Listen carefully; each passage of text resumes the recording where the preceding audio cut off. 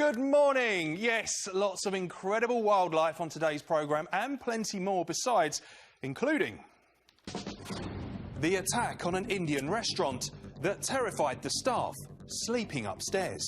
I heard a really bad bang, shattered glass, and the whole building was shaking.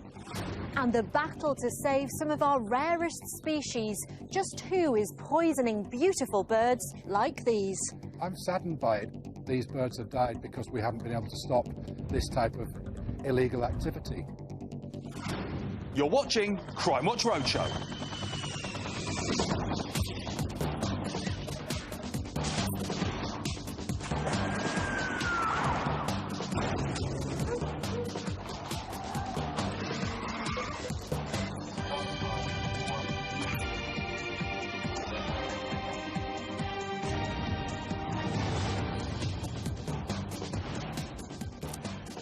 Hello and welcome to Crimewatch Roadshow. We're live every day focusing on the crimes which affect us all. Also coming up on today's programme. The man lurking in a public park, waiting for women to walk by. It was just shock. We didn't know what this man would do had he got at either of us, so, you know, the safest bet was probably just to run away. And the unintended victim of wildlife crime. Pet cat Tibbles had a lucky escape after getting caught in this illegal trap. I was upset because it was, you know, she's just my young cat, and I, you know, just pleased that it wasn't any of the grandchildren with their fingers in it. It's our second day with North Yorkshire Police, and Sian is in a wildlife park in Helmsley. And it looks like you've got some new feathered friends there, Sian. Yes, Rav, it's a bit like Spring Watch rather than Crime Watch on the programme this morning. There are 100 birds of prey here. And say hello to Yarara. She's a beautiful Lanna falcon all the way from Africa and being very well behaved today as well. But I'm going to be finding out how some of her British cousins are being deliberately killed and injured and what the police are doing about it. Thanks, Sian. Now, we start today with an arson attack which happened just down the road from where Sian is in the early hours of a January morning. 3 years ago, Helmsley Spice opened its doors on the high street of this quiet market town.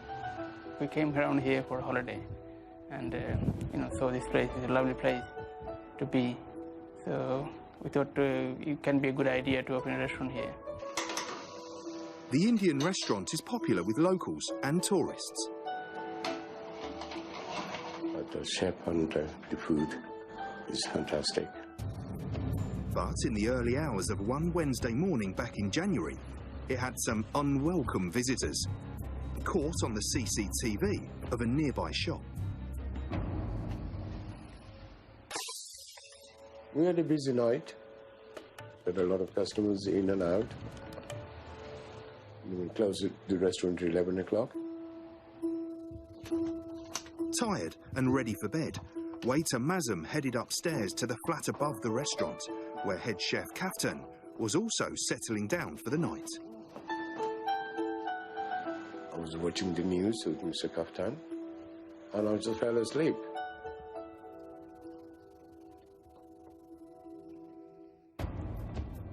But at 2:30 in the morning, two men headed towards the restaurant carrying a cardboard box. And they weren't looking for a late-night takeaway. So I heard a really bad knock and a bang, shattered glass, and the whole building was shaking. The two men were lighting petrol bombs and lobbing their flaming missiles at the restaurant. Two of them smashed the front window and fire broke out. The noise woke Mazum as he ran downstairs to find the restaurant ablaze. All I can see is smoke. It was full of smoke. I've never seen so much smoke in my life. It was really black. And the smell. So I thought something was really dreadful was going to happen. He rushed back upstairs to wake Kaftan and get him out. Come on, let's go. Come on, get up. Hurry up. Come on, let's go. Once Kaftan got out, I think the restaurant caught fire. Can't see anything. Smoke and smoke all the way. So I told him, get out of the restaurant. Fast, save your life.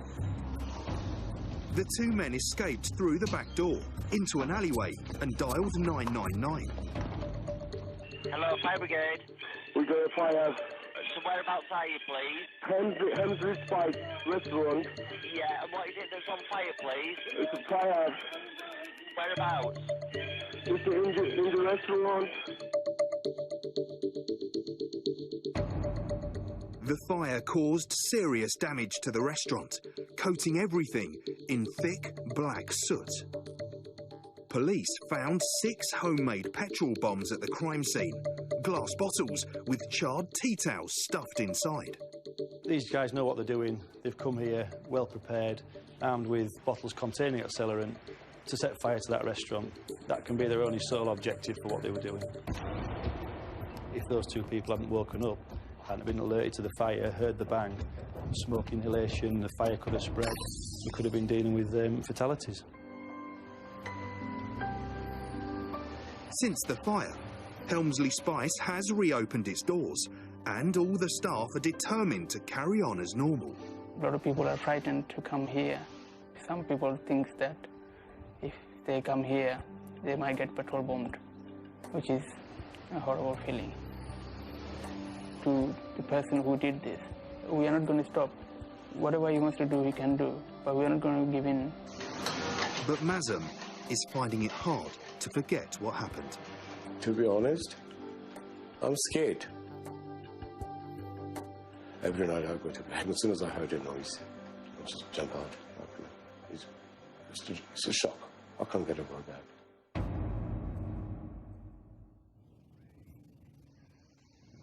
And that arson attack happened less than a mile away from where we are now. DC Tim Bentley's investigating. And Tim, not the first time that this restaurant has been attacked in the same way. That's correct. There was a previous incident at that restaurant.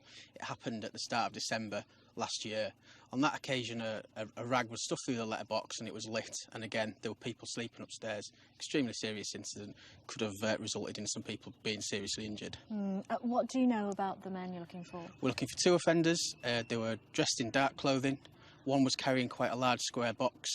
They were seen walking from the direction of Thirsk, and then they've left in that direction as well. And what about that car you're looking for? We're also looking for a dark-coloured people carrier. It was seen at approximately 3 o'clock in the early hours of the 21st of January. It was turning left onto Ashdale Road. We're looking for the occupants of that vehicle and would like anyone who is aware of who was in that vehicle to come forward. And these bottles are relevant, aren't they? That's correct, yes. These are the style of bottle that we use in the attack. One of them's quite rare. It's a Stella Artois cider raspberry flavour. The other sort of bottles were thick, old-style milk bottles. And what about this tea towel that you've brought along? That was a similar sort, white with the blue edging. That was stuffed into the bottles that were filled with liquid, and they were used to ignite at the premises. OK, Tim, thank you very much. And if you can help with this one, get in touch at usual numbers. We'll be hearing a lot about rural crime in today's programme, and you might not realise that that includes what's known as heritage crime, a type of offence which seems to be growing. And joining me is Mark Harrison from the government body Historic England and Sergeant Simon Clement from Gloucestershire Police. Good morning to you both. And hi, Rav. Mark, if I can start with you, what exactly is heritage crime? Heritage crime is about the loss or damage to historic sites and buildings, protected historic sites and buildings in England, and we have over 400,000 of those in the country. And the types of crimes that people are committing are the theft of metal from church roofs, people digging up archaeological sites looking for artefacts, and people plundering our historic shipwrecks. Well, we can see some examples now, actually, of just that.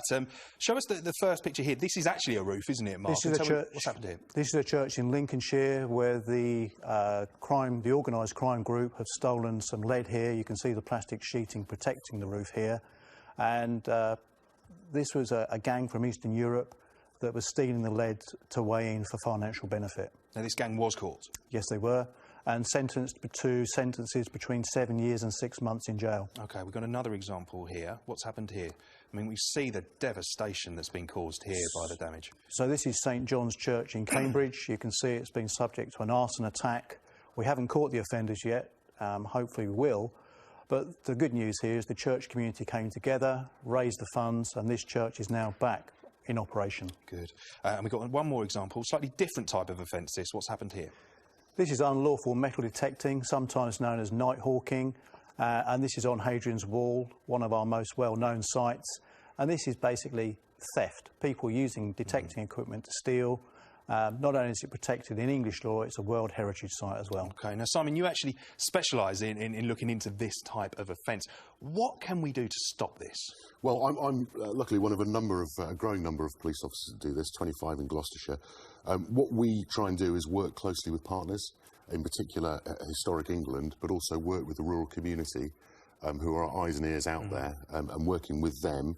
What we try and do, first of all, is prevent this from happening.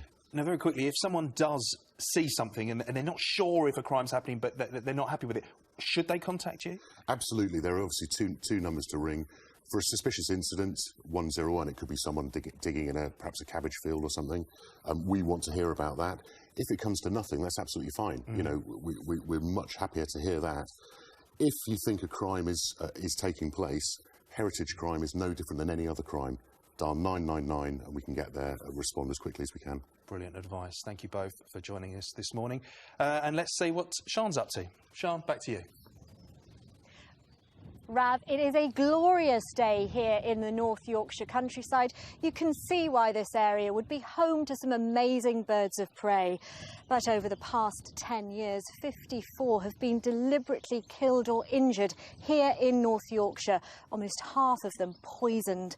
So I've been out with Wildlife Crime Officer Gareth Jones to find out what the police are doing to protect these beautiful birds.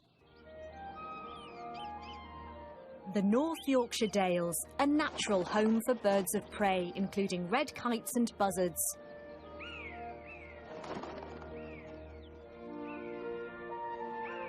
But wildlife officers are worried that their habitat has become a place of danger for these beautiful birds. All wild birds are protected.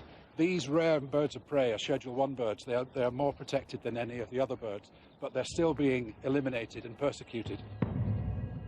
In 2013, more than 100 birds of prey were killed across the UK, and in 76 of these cases, the birds had been poisoned illegally.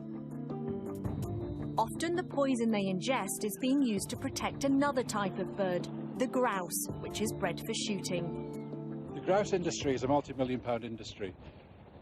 The gamekeepers who are employed by the landowners are expected to control anything that may predate on grouse. Grouse can be attacked by foxes, stoats and weasels. But it's illegal to leave poisoned bait out in the open to kill predators because it's indiscriminate. So Gareth, how do these poisonings occur? Normally there's some kind of a bait, and I've got a rabbit here, and this is, the gamekeeper would go out and shoot a rabbit. Normally they would take the guts from the centre of the rabbit and put a poison into the gut cavity and then lay it out somewhere for large birds of prey, things like red kites or buzzards. Of course, the bird of prey would think that that's lunch, but it's something very, very dangerous and lethal. Highly toxic, yes. I wear, if I'm dealing with a poisoning incident, 2 pairs of nitrile gloves, just in case one pair gets a hole, because the last thing I want is that stuff touching my skin. 2 milligrams of certain of these poisons is enough to kill a human being. And Vince Crisp knows all about the horrific effects of poisoning. He was walking his terrier Ziggy on the Dales when the dog sniffed a rabbit carcass. I think he perhaps put his mouth around the carcass just for a second, and I quickly shooed him off. But that was only because it was a smelly old rabbit carcass. I didn't have any really worries about it.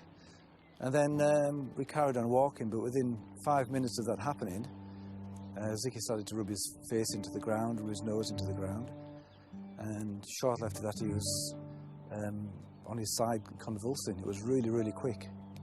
Vince rushed Ziggy to the vet, but it was too late. He died in less than an hour. My initial thought was it was some terrible accident. Something had happened, he'd ingested something, he'd found, he'd picked something up. And as bad as it was an accident. But it turned out it wasn't. This poison had been deliberately set on this carcass. Someone's gone out of the way and callously and quite cold-heartedly set this poison in the public domain.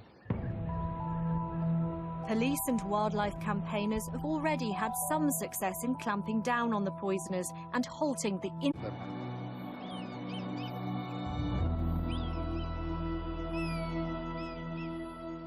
Well, we're going to be talking to Gareth later, but first let's find out more about these birds that are being targeted. Charlie Heap is the director of the International Bird of Prey Centre here. He brought along this beautiful buzzard, a huge range of birds you've got at the centre, but some of them now are very rare, aren't they? There is particular concern about hen harriers in the wild in England. We're down to just 4 breeding pairs in all of England, and of most concern is the disappearance of 5 males fairly recently in Lancashire and South Cumbria, and the RSPB definitely feel that persecution was involved somewhere along the line there. Yeah, a lot of concern there, but other species happily are doing well, including the buzzards. Exactly. This is Bernard. She's a 5-year-old female common buzzard. The common buzzard has recovered incredibly well from historically low numbers it suffered from the 1950s up to the end of last century, brought about by persecution and pesticide poisoning, whereas now they're regularly seen. They're our commonest bird of prey now. And she's certainly not camera shy, is she? She most certainly isn't. She's a big member of our flying team here at the centre. Now let's talk about possibly some of the other options then. Are there more humane methods whereby birds of prey can be stopped from targeting grouse chicks?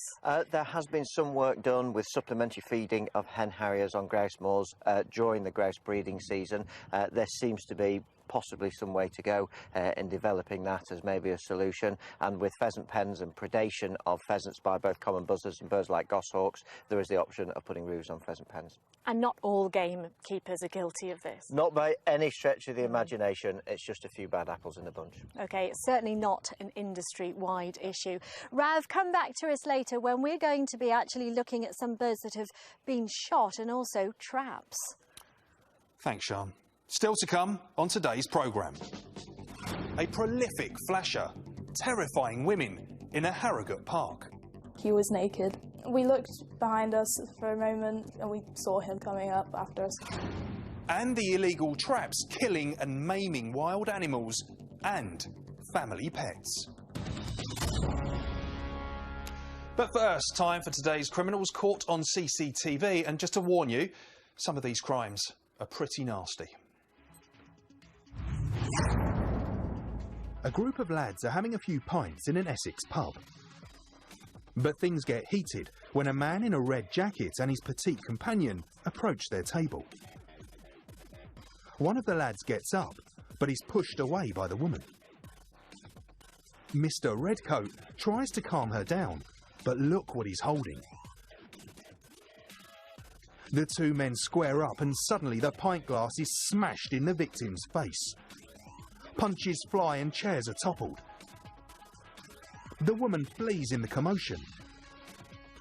That's when a doorman rushes in to break up the brawl. Outside, a camera films the attacker walking away from the pub with the woman. Police say the victim suffered severe injuries and they want your help to identify his attacker. Tell us, please.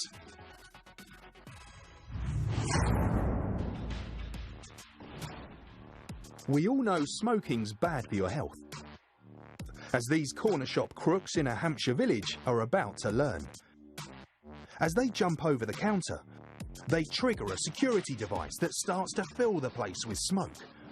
Police say they then ran off into an alleyway on Winchester Road in Fair Oak at about 2:10 in the morning.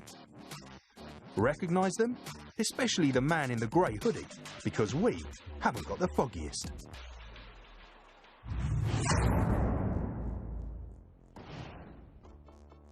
Now, who hasn't nodded off on a long train journey? That's what this passenger, behind the seat, is doing on a London to Glasgow service. Unfortunately, he's left his laptop next to him. At the back of coach F is another man, except he's wide awake. Awake to any opportunity to steal passengers' luggage. He stretches his legs, but as he lumbers past, he spots the laptop. On his way back, he swipes the laptop and carries it to his seat, where he stows it for the rest of the journey. As the train pulls into Preston, the victim, dressed in a suit, gets up and wonders where his laptop is. Little does he know that the thief is just a few rows behind him, preparing to get off the train. Police say the Dell laptop and case, which contained 3 mobile phones and a black personal organiser, were worth £743. They want your help to name this laptop lifter, so let's have it. Shocking. These people really do need to be caught. If you recognised anyone, get on the phone now. The number is 08000 468 999. Calls are free from most landlines. Some network and mobile operators will charge for these calls, or you can text us on 63399. Text CW, space, and then your message. Text will be charged at your standard message rate. And of course, there's email too. The address, cwr@bbc.co.uk. Next, we need your help to find the person responsible for another very frightening series of arson attacks. This time on an elderly woman in Dorset. DC Matthew Manus from Dorset Police is here now. Good morning, Matthew. What can you tell us about these horrific-sounding attacks? Well, Brad, these have been happening over the last 2.5 years at an elderly lady's address in the Boscombe area of Bournemouth. Been carrying on for some time now, and obviously causing us a great deal of concern. Absolutely. Now, you do have some vital clues here in the way of CCTV. Yeah. Let's have a look at this. Talk me through what's happening here, Matthew. Well, this chap he's got some lighted material, and you can see he's busy a light, and he's going to transfer this now to a double garage. It's just at the rear of the premises. You can see just here as well, there's a security light already on. Not bothered at all by that. And here, he's just leaving. He's taking the lighting with him. I'm not sure what that item is. OK, that's worrying, but we've got another clip here as well, perhaps even more so. You believe it's the same person. Yes. What's happening here, and where's he heading now? And again, he's got some material here, and he's putting this under a vehicle, under this van, this white van here, and he's lighting the material there. We believe he takes some fire lighters or something with him as well. And we think what's also worrying there, man, you say this is a vehicle, it's right under where the petrol tank would Absolutely, be. yeah. OK, and he's gone to the next item next to it. What's that next to it? Another vehicle? Another vehicle, yeah. It's covered in the tarpaulin, and again, he's setting fire to that. Now here, you believe again, same person running away from the scene. Something very distinctive there, wasn't it, about the way he ran? He's got a very distinctive gait, run. And we're obviously keen if anybody can recognise that and come forward and tell us who that person is. Yeah, absolutely. Now, you also think, again, the same person has been posting lit material through a letterbox at a neighbouring property as well, near to this lady. Yeah, there's another elderly chap who lives opposite, and he had lighted material posted through his letterbox overnight, and he only discovered that the following morning when he came down from bed. Unfortunately, it burnt itself out and not caused any severe damage, but obviously a great risk to him. I mean, that is so reckless to anyone's life at all. Have you any idea why this person would be targeting these people? No They're idea just at all. elderly people, aren't they? Absolutely, yeah. No idea at all. Other fires have happened in the locality, but specifically they are targeted towards this lady's address.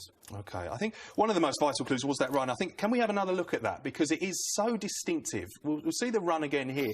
I mean, it almost looks comical. There's, of course, nothing funny about what he's done at all, but someone may well recognise it from that, if nothing more. And that's always been our hope. Hopefully someone will come forward and let us know who that person is. So that's what you want, people to come forward. Lots of names, any names you can have a look into that. That's what you want. OK, Thank you. Matthew, thank you. Thank you very much. Well, you've heard it. This man really does need to be caught before he does any more serious damage. So, if you know who he is, we need to hear from you. Sean. Rav, it's currently nesting season for birds of prey here in the wild, but that can mean open season for people who want to steal the eggs or even the chicks. And Sarah Ward is investigating an incident at the moment, aren't you, that took place, just some 10 miles away from here recently. What happened, Sarah? Yes, we had a breeding pair of peregrine falcons nesting on the rocks at Sutton Bank. These were being watched by a local wildlife enthusiast. And we do know that they did have 3 chicks approximately 3 to 4 weeks ago. Yeah, and we have got some footage taken by an amateur, by a bird watcher, that actually shows the birds on the nest. Yes, the birds were last seen at 8 p.m. on Wednesday the 27th of May. The following morning, they'd gone. So what do you think happened here? We don't believe that a natural predator has taken the chicks. It was quite high up on a rock face. There is no damage to the nest, and there's no carcasses of any chicks. We believe these have been stolen. Right. How can the public help you then? The public can help if they've seen anything suspicious in the area at that time. Please give North Yorkshire a ring. Peregrine falcons are in danger in the wild and do need protection. OK, well, let's hope that somebody can help, because these are very valuable chicks, aren't they? Oh, yes, very valuable. They can be sold for about £500 at the minute on the open market. All right, Sarah, thank you very much. And if you have witnessed a rural crime or have been a victim of rural crime yourself, then you can take a part in a major study that's going on at the moment. I'll give you the details. You need to go to the Rural Crime Network, the National Rural Crime Network website, and you can log on and get many more details on that. Now, for the last 7 years, one area of parkland in the North Yorkshire spa town of Harrogate has been the setting for a series of sexual crimes against women, and police need your help to find the man responsible. By day, the Stray is a peaceful park near the centre of the historic spa town of Harrogate. A favourite with dog walkers and joggers. But as the winter nights draw in, it's also popular with one man whose actions have shocked the town again and again.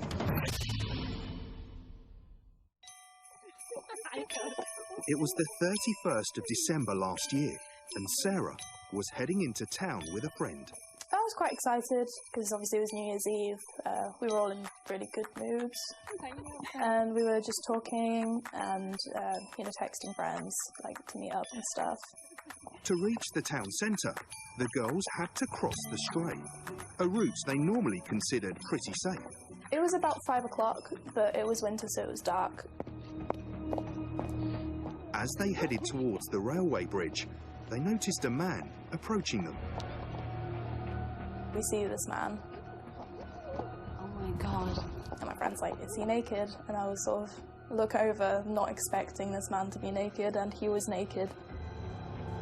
The girls stopped, but he was getting closer. What is this situation? What are we supposed to do? The man was now just metres away from them, performing an indecent act. It was just shock. Horrified, honestly, because it's not a normal thing to do that. Terrified as to what might happen next, the girls turned and fled. We looked behind us for a moment, and we saw him, like, coming up after us. He was middle-aged, white, had a pot belly, completely naked. Obviously, we didn't know what this man would do had he, like, got at either of us, so, you know, the safest bet was probably just to run away. As they ran towards an exit, a woman heading into the park stopped to help them. Calm down, take a deep breath. Yeah, phone the police. We told her what had happened. Where do you live? She could see that we were quite upset by it, so she sort of calmed us down. She was like, call the police. It was good that she was calm about it, because if she hadn't been, it wouldn't have calmed me down as much, like if she was panicking as well, so that's probably a good thing. But by this time, the man had disappeared. He probably knew that we were going to call the police, so he made his exit in time. Sarah isn't the only victim to have become a target for the stray flasher. People are aware of the stray flasher, and he appears to be quite notorious. Now Sergeant Lee Partridge is leading the hunt to catch the man. More often than not, the victims are by themselves, they're alone, and it must be very, very intimidating. And to be confronted by somebody who is naked, it must be very unnerving and terrifying to some. Over the last 7 years, 28 women have reported the flasher. Sergeant Partridge is building up a pattern of the crime. The offences normally take place between October and February during the winter months, generally when it's cold, when it's dry and crisp. The most popular days for offending have been Saturdays, Sundays and Mondays, and anywhere between 5 p.m. and 9 p.m. Police believe the man chooses a spot near the railway line to expose himself, as he can then make his escape quickly. It's very dark at night, the lighting is limited. The pathways are vast, there's various ways in and out. There's a lot of foliage, there's a fence. If you go over that fence and down onto the line, it's completely concealed, it's pitch black, and nobody actually on the stray will see you there. A lot of the witnesses report seeing the offender running or moving in that direction just after the offence has taken place. So we think that railway line and those bridges, we think that is key. Now the police need more women, like Sarah, to report anything suspicious. I'm sure there are victims that haven't come forward to the police, and part of this appeal is to ask them to contact us and tell us about their incidents so we can fully investigate the matter. Oh my God. It would have scared me a lot more if I was on my own. I'm glad I wasn't. You know, I hope this doesn't happen to people when they're on their own, because that would have been horrible, really. Well, Sergeant Lee Partridge, who we saw in that film, is with me now. Lee, 28 incidents over 7 years. What do you know about this person? Well, the incidents typically happen over the winter months when it's cold, dark and dry, usually between 5 p.m. and 9 p.m. It's very hard to describe this person because of the conditions, and the victims immediately run away from the scene. However, the most recent cases involve a white male, 35 to 45 years old, tall, possibly 6 feet, with a pronounced stomach, described as a pot belly, and short dark hair, possibly greying. And I understand now that you think there may be more than one offender. That's right, yes. The descriptions have varied quite dramatically over the years, but the description that I've given matches the most recent offences. OK, that's useful to know. Now, there's one woman in particular that you want to trace, isn't there? That's right, yes. The last recorded case was New Year's Eve 2014, and the girls were helped by a lady who was walking a dog on the stray. I would like this lady to come forward, as she may have some important information for us. OK, well, let's hope that she's listening to this. Now, people at home may have different views about the seriousness of this crime. The police, though, are treating it very seriously, aren't you? That's right, we are.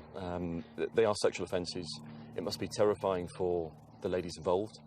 We have 28 recorded offences, but I suspect there may be more. So I'd like to appeal to any witnesses or indeed victims that haven't come forward to do so, or anybody that's seen anything suspicious in the Chewett Well or Stray Rain areas of the Stray. I'd like to stress Harrogate is a very safe place to live and work, but we need the public's help to solve these crimes. Thank you very much, and if you can help, get in touch with us on the usual numbers. Time now for a look at today's wanted faces, and first up is Thomas Eden, who sometimes goes by the nickname Nino. He was jailed for 7 years back in 2009 after being involved in a fight where 2 men were stabbed.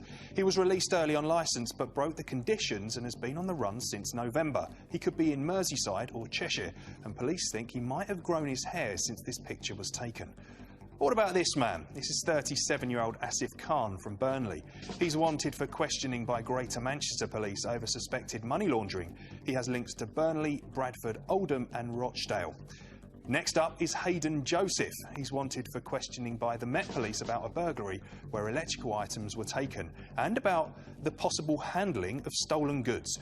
Now, as well as those 3 distinctive teardrop tattoos on his cheek that you can see, Joseph also has tattoos on the back of both hands showing skeleton, hand and finger bones.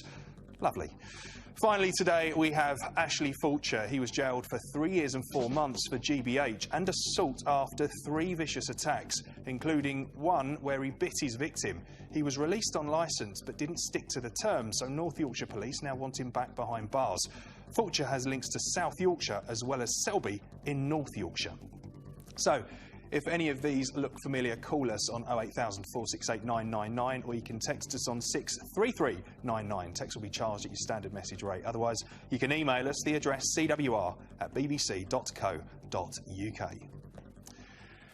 Now, earlier we heard how some rare birds of prey are being poisoned, but other methods of killing animals are also causing concern in North Yorkshire, and that not all the casualties are wildlife. Tibbles the cat is barely a year old, but her first year has been an eventful one. I'd just been out shopping, and as I drove up the drive, I could see Tibbles was just sitting and not moving. Well, first of all, I thought she had a mouse. You know, she was just crouched. But when she didn't move at all, then I'm afraid I panicked. Tibbles had innocently stepped into an illegal gin trap. A barbaric device banned more than 50 years ago. Its rusty teeth missed the bones in her paw by millimetres. The vet, she did warn me that she may be having to have the leg amputated, but we were lucky. Tibbles had been caught in a trap meant for wild animals. I was upset because it was, you know, she's just my young cat. And I'd you know, just pleased that it wasn't any of the grandchildren with their fingers in it. Illegal traps such as these are also killing wildlife in the area. In North Yorkshire alone, 7 birds of prey have been killed in the last 10 years. In May 2013, the RSPB's cameras caught gamekeeper Ryan Waite resetting this spring-loaded trap on top of a pole. He was fined £250 at Harrogate Magistrates.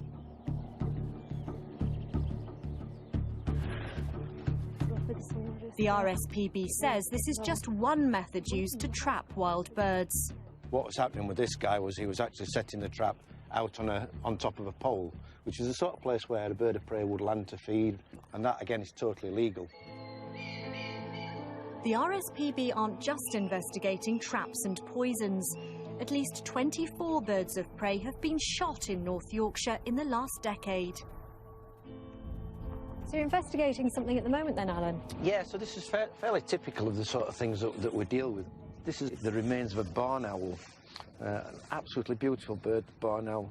This bird was picked up by a member of the public and brought to us. We took it to the vets, got it x-rayed, and it has sadly been shot.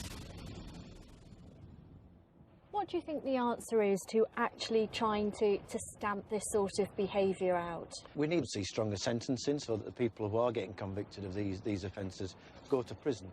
And for Alan, the key to cracking down on all kinds of wildlife crime is legislation, like that recently introduced north of the border.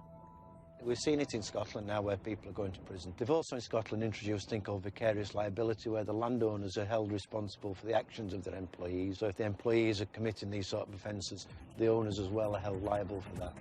But I think actually sending offenders to prison will send a real message out that the society doesn't tolerate this anymore. It's not acceptable, and that people will be punished strongly for doing it. Well, some strong words there, but just like the owl that we saw with Alan in the film, Harley here has also been shot at. Jimmy, what's the story? Well, basically, Harley's a European eagle owl, so he's not an indigenous species, so technically he shouldn't be living in the wild, but he was. He was in a quarry in Gloucestershire, and used to go and take tea in their portakabin every single morning, and had a wonderful relationship with local villagers, but unfortunately one evening somebody decided to point an air rifle in Harley's direction and shot him. Absolutely tragic. How was he injured? He sustained an injury to his wing, quite a serious injury. Luckily, an avian specialist vet who's very good friends of our sister centre in Gloucestershire managed to fix him. Wings are really hard to fix. Harley was one of very few lucky ones though, and has the ability to fly again. So fully recovered and quite a star of the show here. He is an absolute megastar. We love him very much. He's fully recovered, flies every single day, and is an ambassador for his species. He's doing really well and really enjoying those pieces of chicken and beef. Thank you so much. We're really pleased to see how well he looks now. Earlier in the programme, you saw me out in the countryside with Gareth Jones learning about rural crime, and he's here now with some very scary-looking traps here, Gareth. This is an assortment of the traps that people may see in the countryside. There's a selection of legal and illegal traps.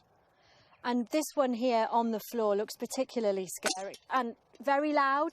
Indeed. This was, we believe, a badger trap from the late 1900s. And is that a gin trap? That is a gin trap because it has teeth. OK, and that's very similar to this one on here. And that was the type of trap that poor Tibbles the cat was caught in. Well, this is the very trap. The same one? The same one, yes. Again, you can see it has teeth. These traps are designed to injure and to hurt animals as opposed to kill them as the modern traps are. Oh, so to absolutely maim them. Indeed, yes. Now, these traps you did allude to are legal, so tell us about them. These 3 traps here are the current legal traps that can be set in the countryside. They're spring traps, so when you set them, they spring up in the air. Yep. And these are designed to kill animals, and they have no teeth. It's just a smooth bar. So they're designed to kill animals quickly and humanely. If you see them in the countryside, they should be set within a tunnel like this. This is so that target species don't land. Non-target species don't land on the trap, and the entrance here would be restricted to prevent things like cats getting into it. Let's take a look at that pole trap, because we've spoken about those in the film.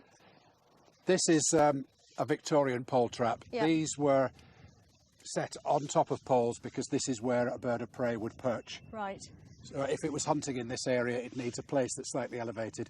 So it would sit on the trap, they would cover it with grass or moss, and the bird would land on it and be trapped by the legs.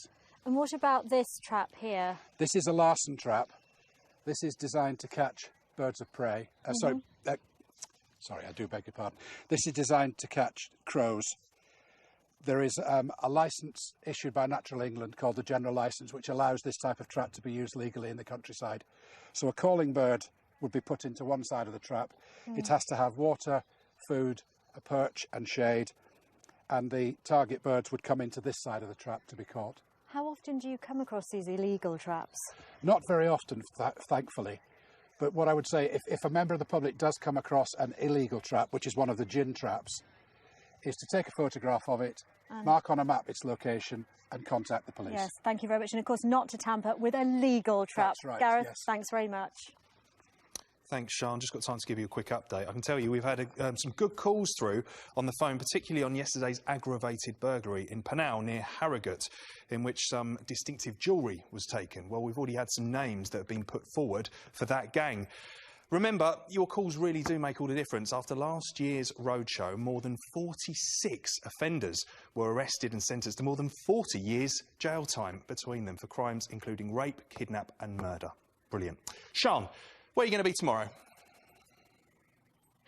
Rav, I've had an absolutely fascinating morning this morning. Don't know how I'm going to top it because I've made a new friend. Take a look at Skoma here, the burrowing owl. It's so cute. Weighs only 139 grams, which is about the same as this mobile phone. And talking about phones, tomorrow I'm going to be finding out how using one at the wheel can affect our driving. So join me for that. And right now, I'm going to take a closer look at Skoma. I bet you are. Thank you, Sian. For more details on today's programme, head to our website. Finally, though, it's time for another look at today's wanted faces. Do you know where these people are? If you do, do the right thing and give us a call. We'll be back tomorrow at 9:15, so join us then. Thanks for watching. Take care.